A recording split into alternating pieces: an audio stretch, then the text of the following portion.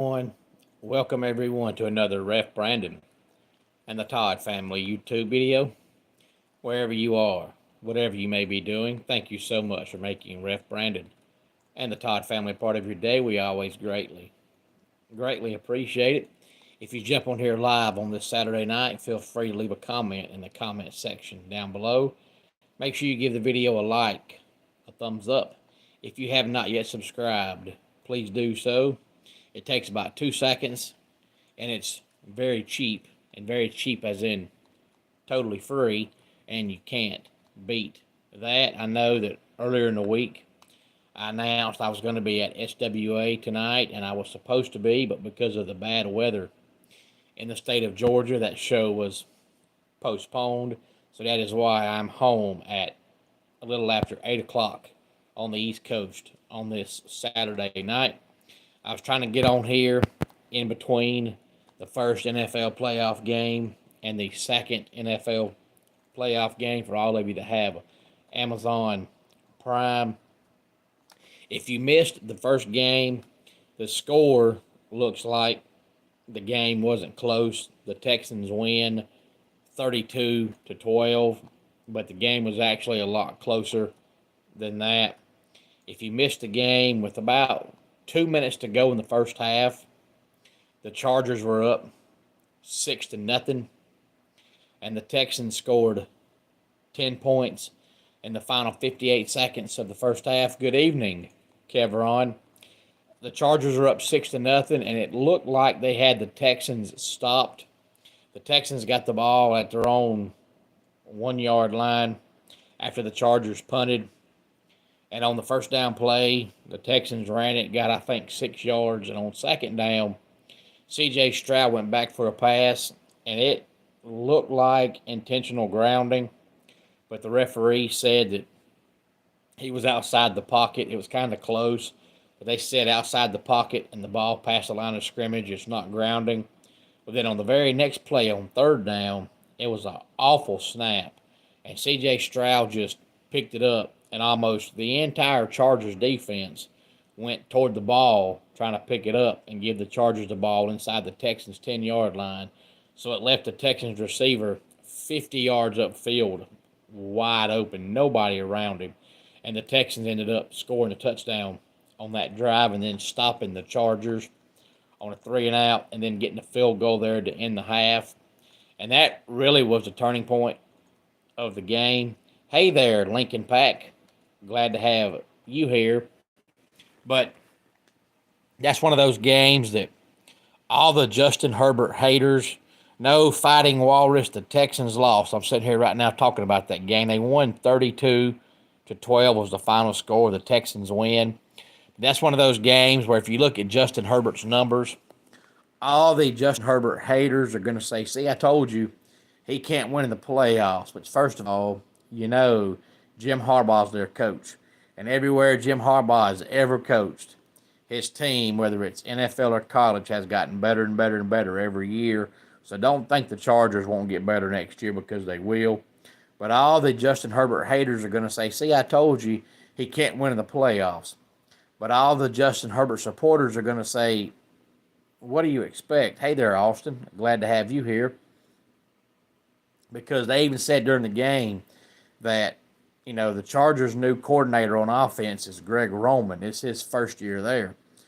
But it's Justin Herbert's fourth different coordinator in 5 years. And they even said during the telecast that Justin Herbert said really it was about the middle of October before he got the offense down pat. And when you change coordinators every year and you get a new scheme every year, you're going to struggle. My day has been fantastic, Austin. Thank you for asking. And also, not only they changed coordinators, but they let Austin Eckler go, who is a running back that can catch the ball out of the backfield. They let Mike Williams go. They let Keenan Allen go. So they basically let all their receivers and running backs that can catch go. Now, they drafted Ladd McConkey, who is a fantastic receiver. He is definitely their wide receiver number one for the next at least 4 to 5 years till his rookie contract comes up. But outside of that, they've got Josh Palmer, and Quentin Johnson, who are both maybe third down receivers, fourth receiver option at best. They're not good enough to be in the starting lineup. And then they've got Sisley or Disley, whatever his name is, as a tight end who flat out can't catch. He dropped 2 passes in the game today, and one of them led to a Texans pick six as it went right through his hands, and the Texans picked it off and ran it back. But also on the Chargers' first drive, Disley was wide open about the 10-yard line and just flat out dropped it, so he can't catch it all. So when you let all your receiving options go, now J.K. Dobbins is a good running back, and Gus Edwards ain't bad, but they're not a threat at all out of the backfield to catch the ball. So when you let all your receivers go, I don't really expect the offense to do a whole lot. And, the fans shouldn't expect it because when you have anybody to throw the ball to, you really can't throw the ball. But the Chargers' secret weapon is Jesse Minter. Now, this year they gave up 17.5 points per game on defense. And Justin Herbert only threw 3 interceptions the entire season. Greg Roman's offense is good enough to score between 20 and 24 points a game. And if you can do that and not turn the ball over on offense, you're going to win most of your games. If they can get one more great receiver, I think they've got a pretty good offense for years to come. But the main reason I came on tonight was to give some more college football news and notes. I mentioned in my video last night about Notre Dame winning Thursday night, but I really didn't talk much about the game. So I'll talk about that game a little bit. Notre Dame wins the game 27-24. It was 10-10 going to the fourth quarter, and neither team could do a whole lot, and you kind of thought, well, in this game, if anybody scores 20, they might win the game. But in the fourth quarter, both teams moved the ball pretty easy. And I know fans always want to blame James Franklin, and James Franklin's kind of earned a reputation of every time he plays a good team, he's going to lose. But if you watch that game Thursday night, hey there, Hogan, glad to have you here. And Fighting Walrus, I agree. Nobody expected the Chargers to make the playoffs, but when you are not expected to make it and then you do make it, the people are going to expect a whole lot. And the Texans kind of limped into the playoffs. So I kind of thought the Chargers had a chance in this game today, but I didn't see them going any further than that, especially when they have nobody to throw the ball to at all, and you have to have an offense to win a game. But if you watch that game Thursday night, you can't blame that loss on James Franklin. I mean, Drew Aller was absolutely terrible. Do you know that no Penn State receiver caught a pass in that game? All the completed passes were to the running back or the tight end. Now, their tight end, Warren, is going to be probably a first-round draft pick, and you don't see that much from tight ends, but that kid's good. But there was plenty of times they had receivers wide open, and Drew Aller just missed them. I mean, he was pretty reliable during the season, but he was awful Thursday night. And when your quarterback can't complete a forward pass to a receiver, I don't really know what James Franklin could do. And that interception that Aller threw late in the game was completely on him. James Franklin didn't say, hey, go out there and throw a pick. When you have the ball that long, you either throw it away or you just take the sack and live to go to overtime. Any quarterback knows you don't throw the ball up for grabs in the middle of the field. So even though James Franklin always gets the blame for a loss, that loss Thursday night to me is all on Drew Aller, especially that play late in the game. When your quarterback poops the bed, there ain't a whole lot you can do as the head coach. And then Friday night, Ohio State defeats Texas 28-14. Austin, I might watch Collision. It's recording right now, so I might watch it later on. I haven't decided yet. If not, I'll read the results to it. There's a college basketball game on tonight that I also really want to watch, and I don't get much free time, so when I do, I try to watch what I can. So when I talk about college basketball, I kind of know what I'm talking about a little bit. I'm not just rambling off. But Ohio State wins 28-14. It was a very, very, very close game. Ohio State didn't look near as dominant as they did in their first two playoff games. They didn't have near the offensive firepower they've had. Now, Texas has a legit top 10 defense. But to me, Ohio State abandoned the running game way too early. There was a time in that game last night, probably last half of the third quarter, early part of the fourth quarter, where Ohio State threw the ball on like 15 straight plays. The only time they didn't throw it was on a designed pass play where either nobody was open or Will Howard felt pressure and ran. But as far as calling design run plays, they didn't. And Henderson and Judkins are both really good running backs. Now, I know that they probably have the best wide receiver group in America. So when you have receivers that good, you want to throw the ball. But at the same time, Notre Dame took Jeremiah Smith out of the game. He only had, I think, not Notre Dame, Texas, I'm sorry.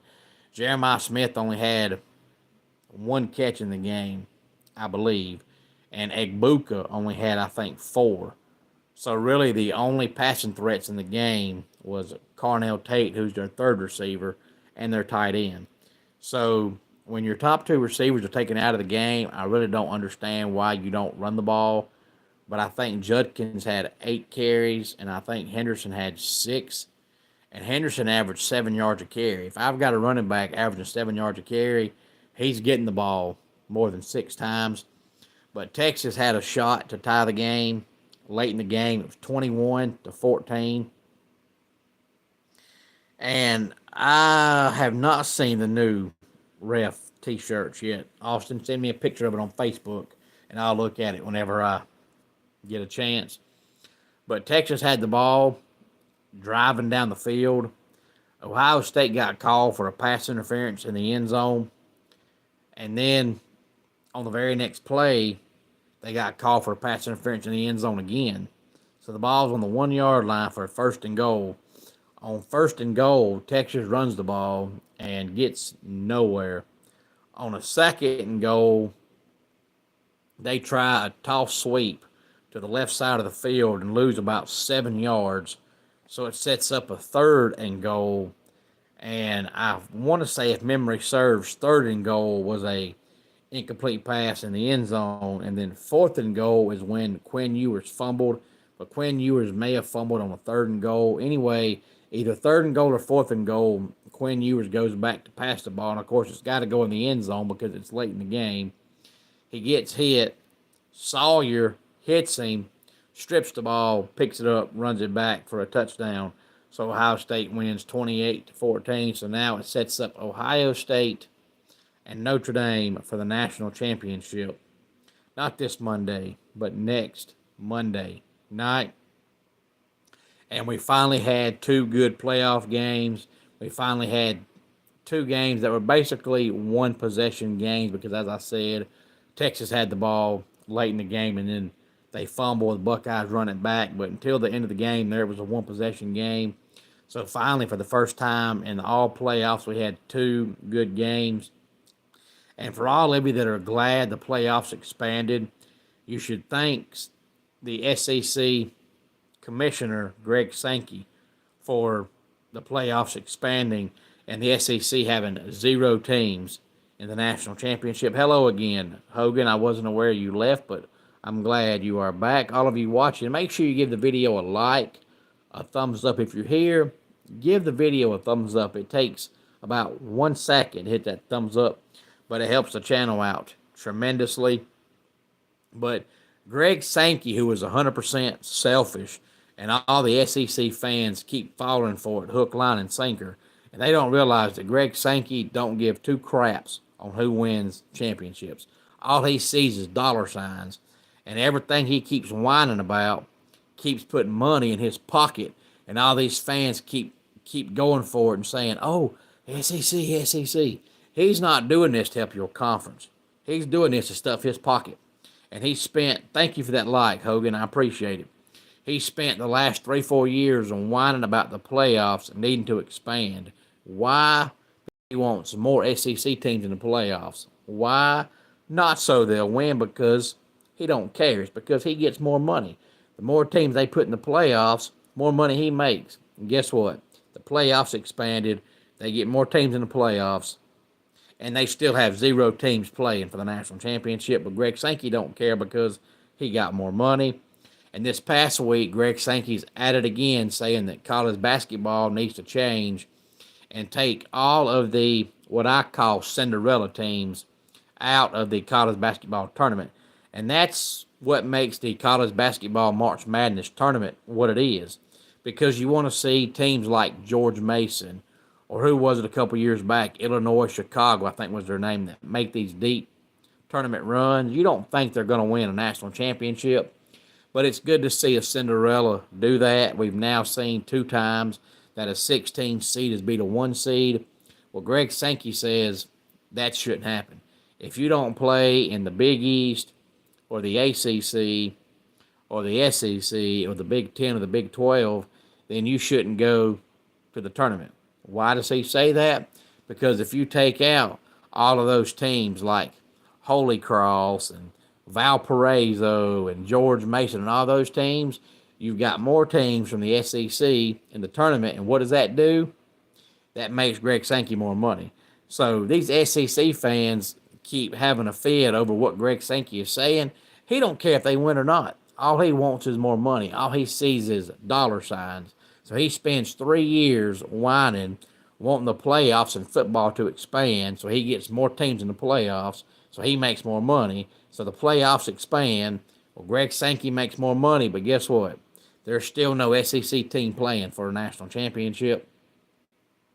And there's only 2 current head coaches who have a national championship in college football, and that, of course, is Dabo Swinney and Kirby Smart, and neither one of those teams are playing. So next Monday, we're going to have a 3rd current coach to win a national championship. But will it be Ryan Day or will it be Marcus Freeman?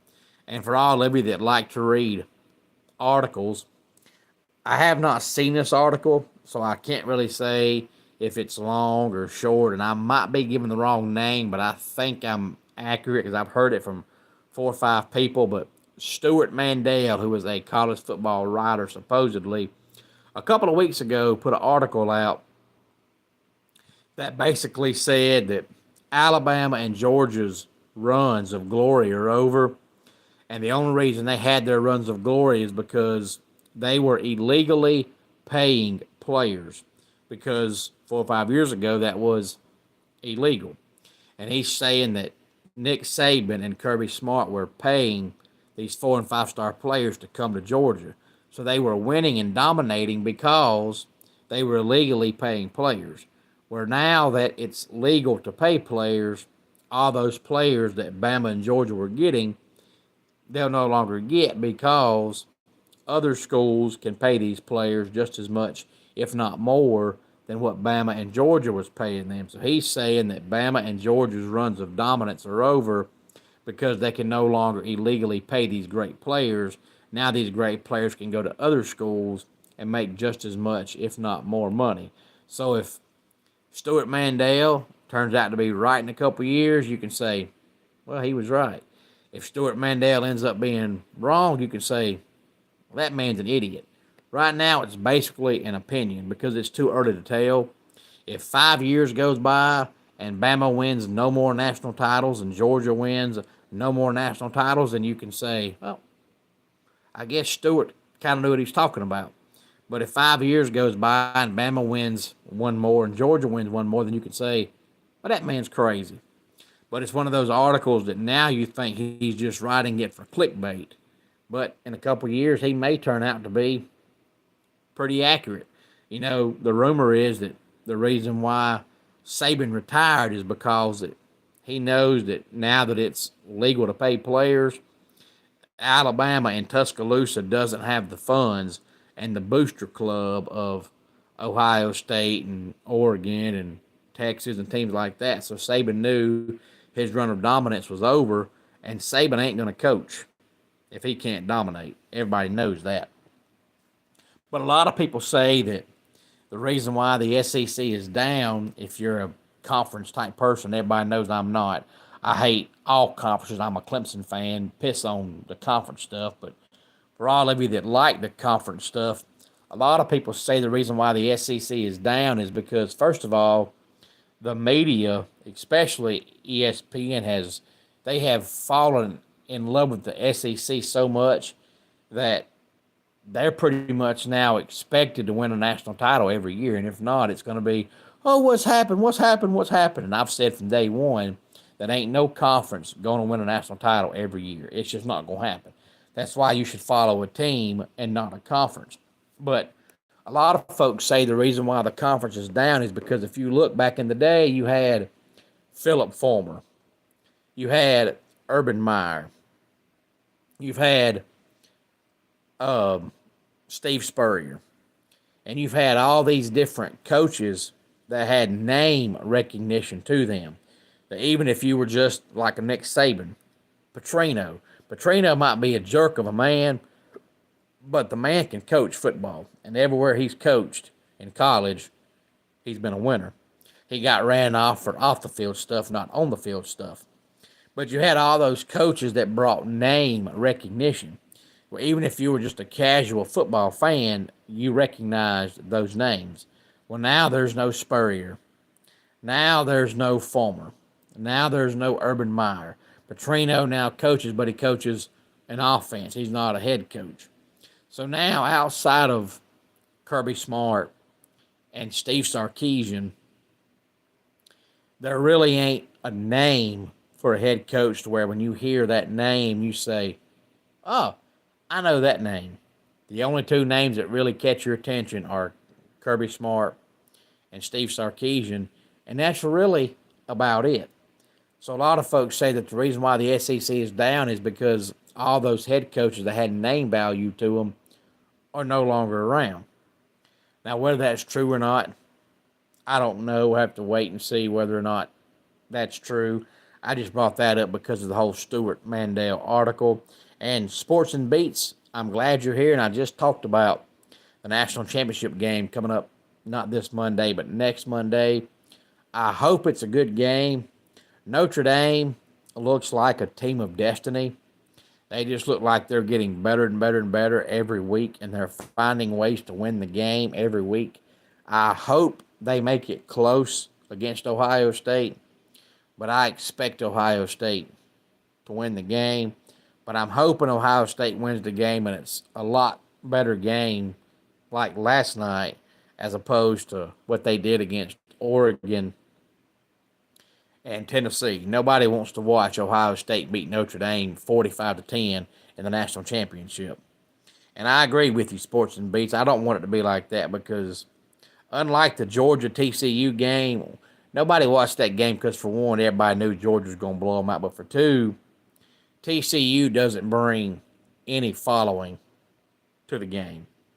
Not even the most diehard fans of college football could have named you 5 players on that TCU team. So nobody's going to sit back and say, you know what? It's TCU and Georgia. I think I'll watch that game. This year you've got Ohio State and the Golden Domers. 2 teams that have a huge following, huge fan bases, huge booster clubs, and huge name recognition. So a lot of the fans that will only watch a game if certain teams are playing will watch this game because everybody knows Notre Dame and everybody knows Ohio State. So I expect this game to have probably 15 million plus viewers, and you don't want to have a game with 15 plus million viewers and at halftime the score is Ohio State 24, Notre Dame 6. Because in that situation, most people are going to say, well, it's over with now because the Buckeyes' defense is so good. If they're up by 3 scores at halftime, Notre Dame's not coming back unless Ohio State just collapses on offense and turns the ball over. So hopefully it'll be a good game. That at least is a good game until the fourth quarter. And then if it's a blowout, it's a blowout. But at least to the fourth quarter, but I do expect Ohio State to win their first national championship under Ryan Day and their first one since Urban Meyer was the coach back in 2014. And you're right, Sportsman beats Max Duggan and Quentin Johnson, and that's probably the only two players on that team that anybody could name. And more than likely, the Max Duggan and Quentin Johnson is only because of people that actually watched that game. They probably didn't know anybody except for Max Duggan going into the game. Nobody watches TCU. Even that year they were so good, nobody sits down on Saturday and says, you know what? I think I'll watch TCU. You don't. You watch the brand name teams, and TCU is not a brand name team. But Ohio State is, and Notre Dame is. So I expect this game to have huge TV ratings because of those two teams. So hopefully it'll be a close game, but I do expect the Buckeyes to win. I have not seen a point spread yet, but of course it'll change between now and next Monday. But I do expect Ohio State to come game time. I think they'll be about a 6.5 or 7 point favorite. And you're saying your final score is 31-24. That sounds about accurate as long as Ohio State runs their offense. I mentioned a few minutes ago, in case you were late to the party, Sports and Beats, it. Ohio State probably has the best wide receiver core in America with Jeremiah Smith and Carnell Tate and Egbuka, whatever his name is. But in that game last night, Notre Dame took, I keep saying Notre Dame because they play next Monday, but Texas took Jeremiah Smith and Egbuka out of the equation. I think Egbuka had 4 catches, and I think Jeremiah Smith had 1 catch for 3 yards. So 2 of their 3 receivers were a complete non-factor, especially in the second half. All they had was Carnell Tate and the tight end, Scott.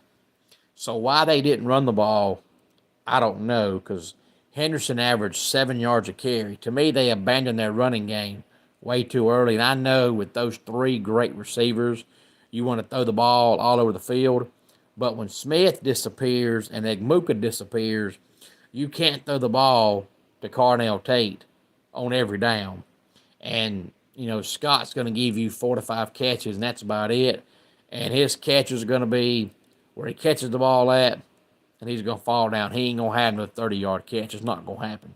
So I thought Ohio State abandoned their running game way too early last night. There was a stretch in that game between, I think, mid-third quarter, early fourth quarter, where they passed the ball about 15 straight plays, with the exception of if Will Howard felt pressured, he'd run. But as far as design run plays, they had a design pass play about 15 straight plays. And when you've got Henderson and you've got Judkins that can run the ball, and Henderson's averaging 7 yards a carry, and Egbuka disappeared, and Smith disappears, you need to run the ball. So if Chip Kelly abandons the running game like that again way too soon next Monday, I don't know that Ohio State can score 31. But if they stick with their running game, I think they can. But I think it'll be a close game. And I agree with you. I told somebody the other day at work, Sports and Beats, that, I don't understand why everybody keeps talking about Ryan Williams. And I think Ryan Williams is good, but I think Jeremiah Smith is better. But unless you watch an Ohio State game, nobody talks about it. If you watch a game, whoever's calling the game will talk about how good Jeremiah Smith is. But if you're just listening to, TV broadcasters or radio guys or reading magazines, whatever the case may be, and they're talking about receivers, it's all Ryan Williams. And you don't hear near enough about Jeremiah Smith. And it might be because Ohio State now, for about 5 or 6 straight years, has probably had the best wide receiver core in America. I mean, every receiver they get now is like a 5-star guy. So it's almost like people have just came to the conclusion that Ohio State is going to keep pumping out these 5-star receivers. So you kind of come to expect it. Whereas with Alabama, really, ever since Devontae Smith, their receivers haven't been near as good as Devontae Smith was. So the Bama passing game has kind of took a back seat, whereas Ohio State's just putting out 4 and 5-star receivers, 3 and 4 deep every single year now. But I think Jeremiah Smith is better than Ryan Williams. But thanks to everybody who chimed in live tonight. Make sure you give the video a like and a thumbs up. If you have not yet subscribed, please do so. It's free, and it helps the channel out tremendously. But let's go ahead and get our dad joke of the day in here. When women get a certain age, they start accumulating dogs. This is known as menopause. And that does it for today's Ref Brandon and the Todd Family YouTube video. Until next time, it's Ref Brandon saying, just like in pro wrestling, life can be over by the count of 3. Tell your friends and family how much you love them. Bye.